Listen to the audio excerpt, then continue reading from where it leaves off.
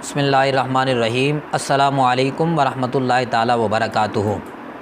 एक भाई ने सवाल पूछा है और सूरत मसऊला ये है कि मैंने कर्ज़ लिया है और क्या मैं कुर्बानी कर सकता हूँ या नहीं, मुझ पे कुर्बानी करना वाजिब होगी या नहीं।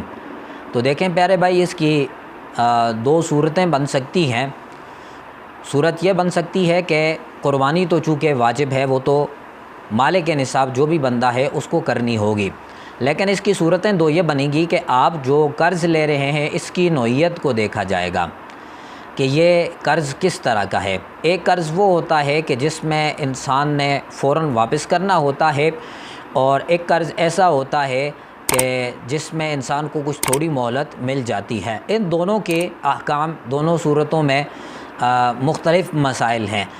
पहली सूरत जो है जिसमें एक बंदा कर्ज़ लेता है और जो बंदा कर्ज़ दे रहा है वो ये कहता है कि मैं जिस वक्त तलब करूँगा कर्ज़ आपने मुझे वापस कर देना है। तो इस सूरत में आप ये देखें कि उसको किसी भी वक्त उससे कर्ज़ तलब किया जा सकता है और उसको अदा करना है। तो ये जल्दी की सूरत है। इस सूरत में अगर उसने कर्ज़ लिया हुआ है तो उस पर कुर्बानी वाजिब नहीं है।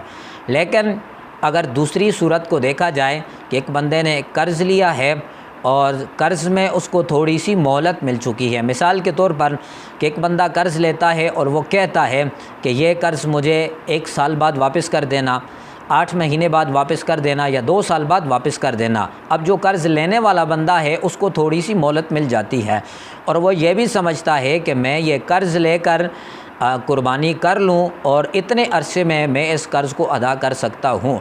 तो इस सूरत में उस पर कुर्बानी करना वाजिब होगी। पहली सूरत का हुक्म अलग है, दूसरी सूरत का हुक्म अलग है। पहली सूरत में चूँकि उसने कर्ज़ जल्दी वापस करना है, इस सूरत में उस पर कुर्बानी वाजिब नहीं होगी। जो दूसरी सूरत है इसमें उसने कर्ज़ देर से अदा करना है, इस सूरत में उस पर कुर्बानी करना उस पर वाजिब होगी।